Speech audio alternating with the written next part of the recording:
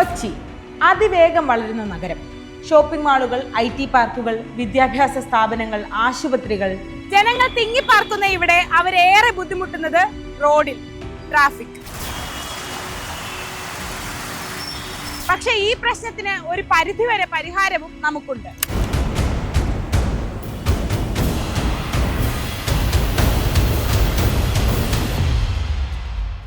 Metro train, water metro, feeder bus, commuter ഓട്ടോകൾ, കാലത്തിനൊത്ത മാറ്റങ്ങൾ. മെട്രോയും വാട്ടർ മെട്രോയും എല്ലാം എങ്ങനെ കൊച്ചിയുടെ മുഖം മാറ്റുന്നു?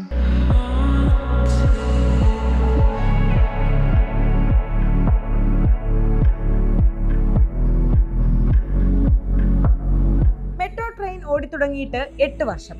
തൃപ്പൂണിത്തുറ മുതൽ ആലുവ വരെ 28.5 കിലോമീറ്റർ, 25 സ്റ്റേഷൻ, 25 ട്രെയിനുകൾ. പ്രതിദിനം 1 ലക്ഷത്തിലേറെ യാത്രക്കാർ. 1 ലക്ഷത്തിലേറെ വരുന്ന യാത്രക്കാർ സ്വന്തം വണ്ടികളുമായി നഗരത്തിലേക്ക് ഇറങ്ങിയാൽ എന്താകും? വമ്പൻ ട്രാഫിക്. റോഡുകളിൽ ഗതാഗതക്കുരുക്ക് രൂക്ഷമാകും.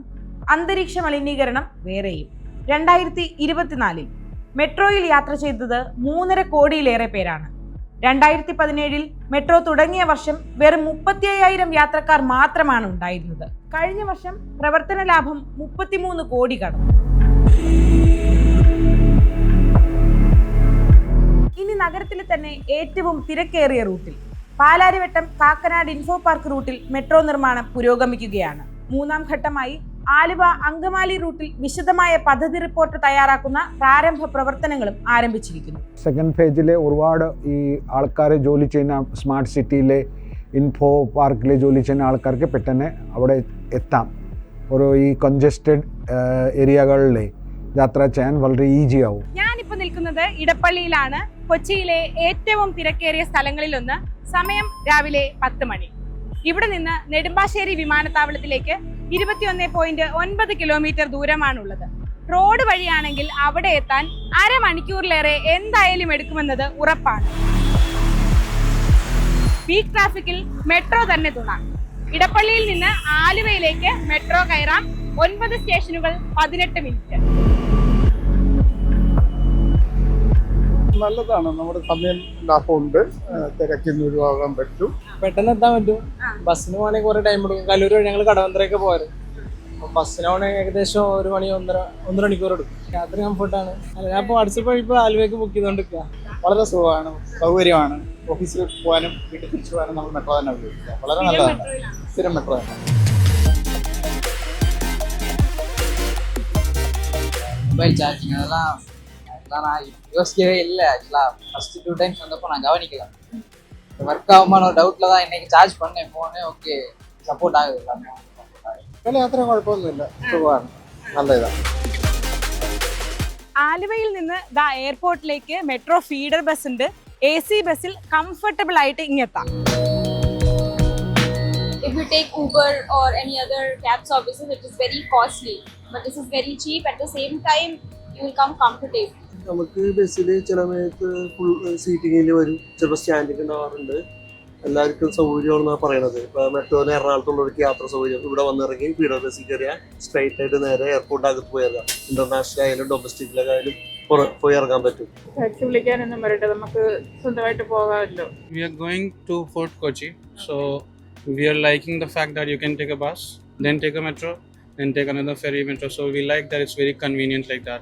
Firstly, when we got down from the airport, it was easy access to get here, because when we are in Mumbai, so there are a lot of gates that we have to pass through and then get to the bus station. But here I think it was the connectivity is really good. And yeah, of course, like he said, from here to metro, then metro to the metro, water metro, I think this is quite easy to understand. And I just called my Airbnb guy when he guided me through this, so I think it's quite good. And the airport looks really good, to be honest. Yes, digital payment as well. I think that is one good thing that we don't have in Mumbai. Info പാർക്കിലേക്കും info പാർക്കിൽ നിന്ന് Kakkanad water metro ടെർമിനലിലേക്കും കളമശ്ശേരിയിലേക്കും feeder bus സർവീസുകളുണ്ട്. ടെക്കുകൾക്ക് ഇതൊരു ആശ്വാസമാണ്. Feeder bus use ചെയ്യുന്നുണ്ട്. നമുക്ക് എല്ലാ ദിവസവും കറക്റ്റ് ടൈമിന് വാട്ടർ മെട്രോയുടെ അവിടെ സ്റ്റോപ്പ് ഉണ്ട്. അതുകൊണ്ട് നമുക്ക് മെട്രോ യൂസ് ചെയ്തിട്ട് സിറ്റിയിലേക്ക് കണക്ഷൻ കുറച്ചുകൂടി എളുപ്പമായിട്ടുണ്ട്. So it really helps. ഒത്തിരി ബെനിഫിറ്റ് ആണ്. കാരണം ഓട്ടോ അവർക്ക് തോന്നുന്ന റേറ്റാണ് മേടിച്ചുകൊണ്ടിരുന്നത്. ഫസ്റ്റ് ഓഫ് ഓൾ ഞാൻ ഇൻഫോ പാർക്ക് ഫേസ് 2-ലാണ് വർക്ക് ചെയ്യണത്. ഞാൻ വീക്കിലി വൺസേ വരാറുള്ളൂ വീട്ടിൽ നിന്ന്. വരുന്ന സമയത്ത് ആദ്യം വരുവാണെങ്കിൽ എൻ്റെ വീട് കോട്ടയ്ക്കല, മലപ്പുറം. അപ്പോൾ അവിടുന്ന് ആലുവ വരെ ഒരു ബസ് കയറിയാലെത്തും. ആദ്യമൊക്കെ എന്ന് വെച്ചാൽ ആലുവയിൽ നിന്ന് കളമശ്ശേരി കയറണം, പിന്നെ അവിടുന്ന് കാക്കനാട് കയറണം, പിന്നെ കാക്കനാടിൽ നിന്ന് ഫേസ് 2 ഇറങ്ങിയിട്ട് അവിടുന്ന് പിന്നെ വേറെ വഴി കണ്ടെത്തണം. ഇപ്പോഴായാലും കളമശ്ശേരി എത്തിക്കഴിഞ്ഞാൽ അവിടുന്ന് ഡയറക്റ്റ് ബസ്സുള്ളതുകൊണ്ട് ഭയങ്കര ഹെൽപ്ഫുള്ളാണ്. This metro bus especially helping a lot during the evening time. Well, because you see in the city buses and normal government buses, we have to literally hang from the corner. We are getting AC. We have electric bus, so it is environment friendly. So everything is fine. It's just only concern is that we should increase the number of buses. Metro ഓടിത്തുടങ്ങിയപ്പോൾ ആദ്യം ഉയർന്നു കേട്ട ചോദ്യങ്ങളിൽ ഒന്നായിരുന്നു metro സ്റ്റേഷനുകളിലേക്കും അവിടെ നിന്നുമുള്ള connectivity. അതിന് പരിഹാരമായാണ് KMRL feeder ബസ്സുകൾ കൊണ്ടുവന്നത്. 15 ബസ്സുകൾ, 6 റൂട്ടുകൾ. ആലുവയിൽ നിന്ന് എയർപോർട്ടിലേക്ക്, കളമശ്ശേരിയിൽ നിന്ന് മെഡിക്കൽ കോളേജിലേക്ക്, ഹൈക്കോടതിയിൽ നിന്ന് MG റോഡ് വഴി സർക്കുലർ ബസ് സർവീസ്, കടവന്ത്രയിൽ നിന്ന് പനമ്പള്ളി നഗറിലേക്ക്, കാക്കനാട് വാട്ടർ മെട്രോ ടെർമിനലിൽ നിന്നും കളമശ്ശേരിയിൽ നിന്നും ഇൻഫോ പാർക്കിലേക്കും ബസ് റൂട്ടുകളുണ്ട്. ജനുവരി 16 മുതൽ പല ഘട്ടങ്ങളിലായി ആരംഭിച്ച ഫീഡർ ബസ് സർവീസിൽ ഇതുവരെ യാത്ര ചെയ്തത് 6 ലക്ഷത്തിലേറെ പേർ. ഡിജിറ്റൽ പേയ്മെന്റ് സൗകര്യവും ഫീഡർ ബസ്സുകളിലുണ്ട്. മെട്രോ സ്റ്റേഷനുകളിൽ നിന്ന് ഇലക്ട്രിക് ഓട്ടോകളുടെ സർവീസും ലഭ്യമാണ്. ഫീഡർ ബസ് പോകാത്ത ഇടങ്ങളിലേക്ക് കമ്മ്യൂട്ടോ ഓട്ടോകളുണ്ട്. കരയിൽ നിന്ന് ജലഗതാഗതത്തിലേക്ക് പോകാം.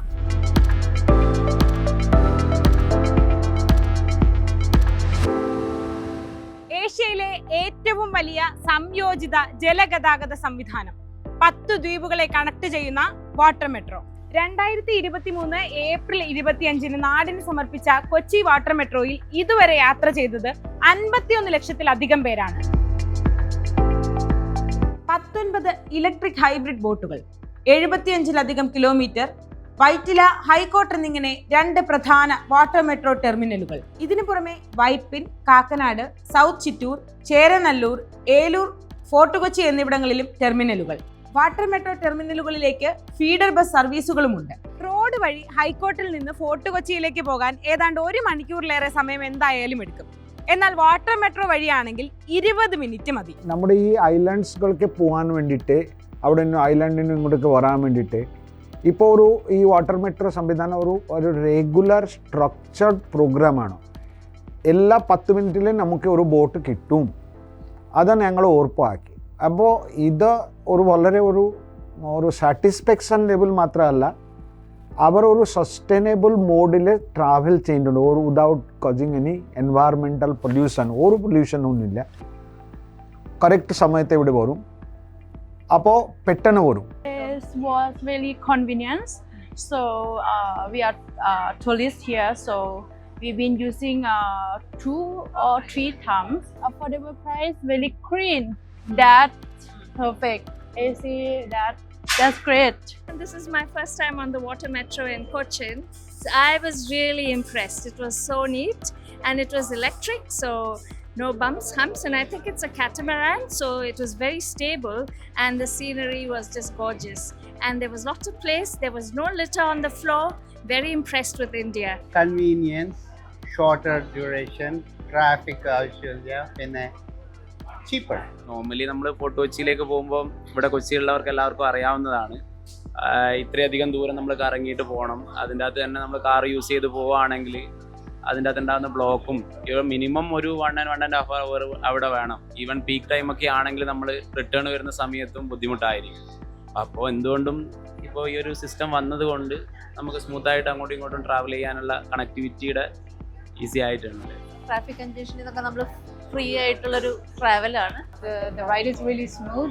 It only takes 15 minutes to get from Fort Cochin to Ernakulam. I think that's optimizing your time, right? I think I also noticed that they also have, charging stations out here, which is also efficient. Mattancherry, Kadamakkudy, Willingdon island, Paliyam Thuruthu, Kumbalam എന്നിവിടങ്ങളിലും water metro ടെർമിനലുകൾ വരുന്നുണ്ട്. ജലഗതാഗതത്തിലെ Kerala model water metro മറ്റ് സംസ്ഥാനങ്ങൾക്ക് മാതൃകയാണ്. ഇപ്പോഴിതാ കേരളത്തിന്റെ പാതയിലേക്ക് വരികയാണ് മുംബൈ പോലെ ഒരു മഹാനഗരവും. അവിടെയും വാട്ടർ മെട്രോ ഒരുക്കുന്നത് KMRL തന്നെ. മെട്രോകളിലെ യാത്ര കംഫർട്ടബിൾ ആണ്, ടൈം സേവിംഗ് ആണ്, ടിക്കറ്റ് എടുക്കുന്നതിലും ഈസിയാണ്.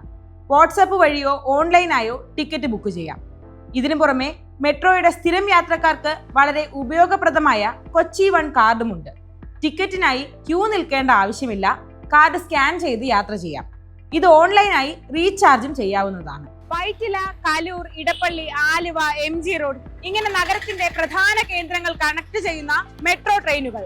മെട്രോ സ്റ്റേഷനുകളിൽ നിന്ന് വാട്ടർ മെട്രോ ടെർമിനലുകളിലേക്കും പലയിടങ്ങളിലേക്കും ഫീഡർ ബസ്സുകൾ. ഇതിനു പുറമെ വാട്ടർ മെട്രോ, അതിനും പുറമെ എൻഡ് മൈൽ കണക്ടിവിറ്റിക്ക് ഈ ഓട്ടോകൾ. കൊച്ചിയിൽ പൊതുഗതാഗതത്തിന് പുതിയ തലമൊരുങ്ങി. സസ്റ്റൈനബിൾ മൊബിലിറ്റി എന്ന ലക്ഷ്യത്തിലേക്ക് കൊച്ചി നീങ്ങുകയാണ്.